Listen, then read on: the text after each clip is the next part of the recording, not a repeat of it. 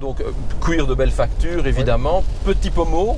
Voilà, chez Audi également. Très beau pommeau. Oui, très beau pommeau, mais petit pommeau. Donc maintenant, la conduite ne peut plus se faire qu'en full automatique ou alors clair, en allant chercher les palettes. Mais de nouveau chez Audi, ils refont la même chose. Regarde où ils sont, Joe. Ah oui, Ils sont vraiment toutes petites palettes. Voilà. Vraiment, et là, on va remarquer sur, entre autres, sur la RS3, j'en avais fait part.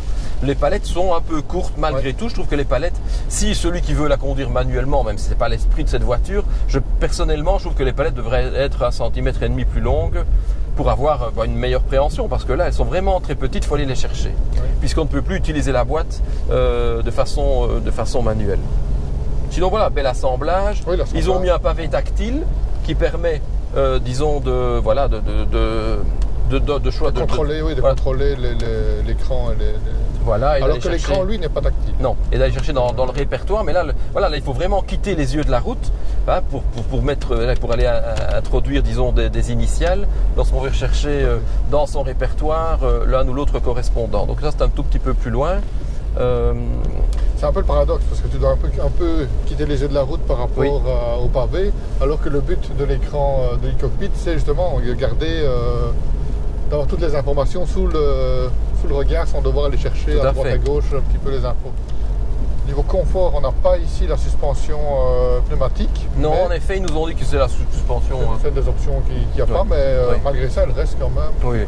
Ah, ça serait malheureux pour un SUV de ce gabarit-ci, mais elle reste quand même vraiment très confortable. Oui, avec les jantes de 20 pouces qui lui donnent un petit look un peu sympa, un peu dynamique. Non, très confortable. Maintenant, c'est sûr que la suspension pneumatique clairement apporterait un agrément de conduite, puisqu'elle est adaptative. En 1 et en 2 permet, et en 2 elle permet d'augmenter la garde au sol pour ceux qui devraient l'utiliser comme franchisseur ou comme tout chemin.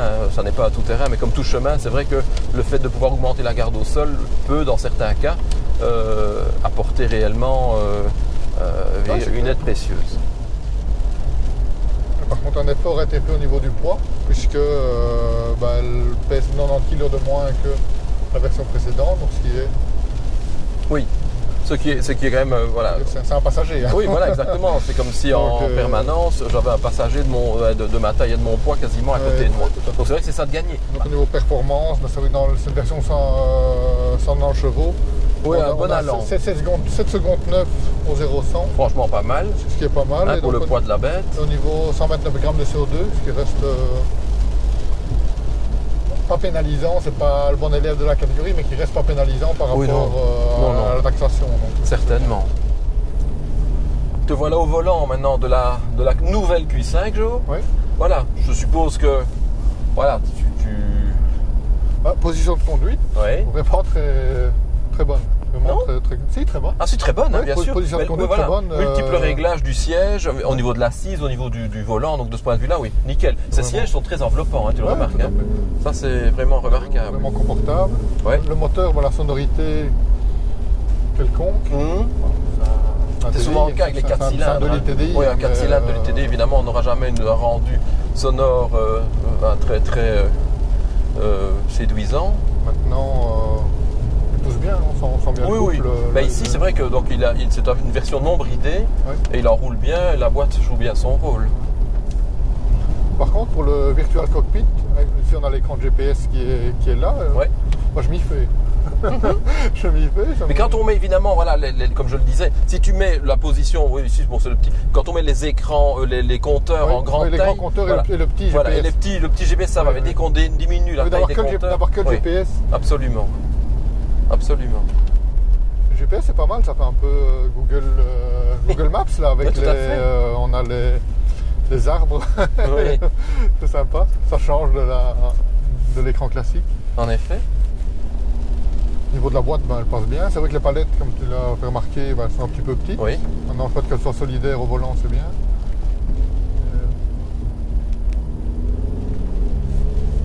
Et ça passe. Il passe super. Vraiment bien. Impeccable. On a le confort au niveau dynamisme, on est peut-être un cran en dessous du FPS qu'on avait pu tester.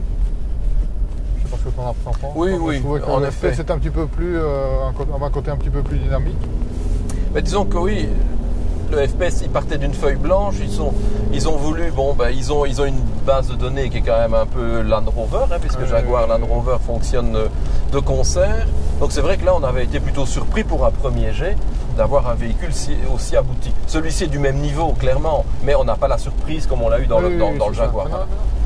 Et sinon, donc, si on doit résumer les points positifs et les points négatifs, on commence par les points positifs. Oh, les points positifs, ben voilà, tu le diras comme moi. Qualité de fabrication, clairement, ça, il n'y a pas photo. Je dirais foultitude de motorisation disponible, hein, et de puissance disponible, et de capacité de personnalisation pour chacun. Dont l'électronique embarquée. Voilà, donc aussi bien au niveau des options pour l'esthétique de la voiture, qu'au niveau de l'électronique embarquée. Ouais. Donc là, c'est vrai que Audi, pour ça, a pris une longueur d'avance un petit peu en offrant énormément de possibilités pour pouvoir personnaliser sa voiture. Confortable. Très confortable, sûrement. Et le côté vie à bord, praticabilité, on sent quand même un grand coffre. Oui. Des places arrière qui sont... Non, ils ont fait ce qu'il fallait pour rester leader dans leur catégorie. Hein. Ils se devaient de le faire puisqu'ils avaient pris un petit peu de retard par rapport à leurs concurrents. Donc clairement ici, ben, ils ont remis leur copie. C'est une belle mise à jour. Voilà, c'est une belle mise à jour, mais sans le petit plus le petit piment qui serait peut-être, comme on l'a dit tout à l'heure, un design un peu plus audacieux, peut-être une ergonomie un peu différente aussi. Maintenant, c'est super bien assemblé, c'est super bien pensé. Mais c'est vrai qu'en ce qui nous concerne, puisqu'on a la chance de pouvoir essayer beaucoup de véhicules, c'est vrai qu'ici, on aurait peut-être voulu être un petit peu surpris. Voilà, on va dire ça comme ça. On sort, des concurrents, on en a essayé 2. Oui. Puisqu'on parlait du FPS tout à l'heure, on sort du GLC aussi. Du GLC également. C'était la version coupée, mais oui, une copie conforme à part le toit. Oui, à part le toit coupé, non, c'est certain. Et toi, qu'est-ce que... Si on se limite à ces 3-là, sachant que le X3 qu'on espère essayer d'ici la fin de l'année doit être renouvelé, où irait ton coup de cœur? Mon choix irait vers le Jaguar, oui. Je pense, parce que je trouve cette voiture, son design est novateur, on peut lui offrir une très belle personnalisation au niveau esthétique. Je vois que maintenant ils ont vraiment comme des packs sport qui sont très agressifs. Oui, j'irai vers le Jaguar pour la nouveauté, pour avoir un véhicule moins vu. Et qui en plus est très réussi, donc il n'y a rien à dire. Le Jaguar pour ça est un véhicule bien né. Ouais. Maintenant au niveau qualité de finition et autres, on a peut-être un cran en dessous sur le Jaguar. Oui, peut-être en effet. Audi reste la référence. Oui, voilà, de toute façon. Donc ici on achète du plus que parfait. Donc voilà, je dirais que si on recherche quand même quelque chose qui a un petit peu de caractère, qui est un petit peu différent, le Jaguar peut être une excellente alternative. Ouais. Maintenant le Q5, si on avait un Q5 avant, on ne reprendrait pas forcément un Q5. Si on n'en avait pas, voilà, non. Si j'en avais pas, moi je pourrais me laisser tenter peut-être. Oui. Voilà. Ah, c'est une bonne et belle voiture, hein, ceci dit. Maintenant, celui qui veut remplacer sa voiture sans se faire remarquer, qu'il achète le nouveau Q5, là il restera dans la norme. Parce que je pense que c'est ce que recherchent certaines personnes aussi, la continuité, l'évolution dans la continuité. Et tout le monde ne veut pas spécialement une rupture. Et donc si on doit lui donner une note... Histoire de déroger moi je lui donnerais un 3 étoiles plus. Voilà, je dirais 3 étoiles plus. Non pas qu'elle...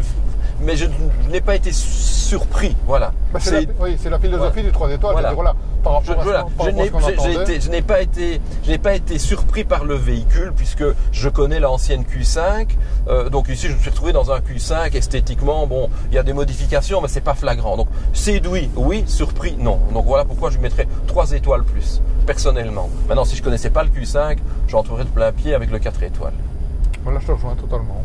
Parce que je ne connaissais pas l'ancien Q5, mais je connais la marque Audi. Oui. Et donc on savait à quoi s'attendre par rapport à la marque. Et je trouve qu'on retrouve vraiment tout ce qu'on peut s'attendre par rapport à la marque. Voilà, on arrive au terme de l'essai. Donc bel essai, bonne voiture. Bien sûr, non, certainement. Certainement un très bon produit. Et donc... J'en ferais bien ma quotidienne. Comme véhicule à usage quotidien. Maintenant, c'est sûr que c'est pas... Elle me plaît bien. Voilà, comme je le disais, c'est un véhicule qui m'a séduit mais qui ne m'a pas surpris. Donc voilà, je me répète effectivement. Donc voilà. Eh bien, on vous salue. À bientôt comme les amis. d'habitude, on compte sur vous pour liker notre vidéo. Oui, en effet. Tu sais qu'on est arrivé aujourd'hui aux 3000 abonnés? Allez, ben écoute, c'est bien ça. Je vois que ça s'accroît. Le nombre de vues, je ne le connais pas de façon précise, parce qu'il fluctue de façon permanente. On se rapproche des 500 000. Donc des 500 000 vues quand même, je suis très fier de nous. On s'est pas mal démerdé. 3000 abonnés, ce qui est vraiment pas mal, c'est qu'on a atteint les 2000 abonnés au mois de décembre. Voilà. Donc ici, on est en février. Et on a atteint en a les 3000. Donc c'est super. On compte sur vous. Continuez à nous regarder. Et on essaye toujours de vous proposer des essais différents, si possible des nouveautés, parce que je pense que c'est ça qui vous intéresse le plus. Et nous aussi d'ailleurs. Voilà, ce qu'on veut, c'est inutile d'essayer des voitures qui ont 2 ou 3 ans d'existence. Nous essayons de trouver des véhicules qui sont récents ou franchement en avant-première, comme on l'a eu dernièrement avec la série 5. Parlez de nous. Voilà. Merci encore pour vos commentaires agréables et à très vite. Salut tout le monde. Salut les amis.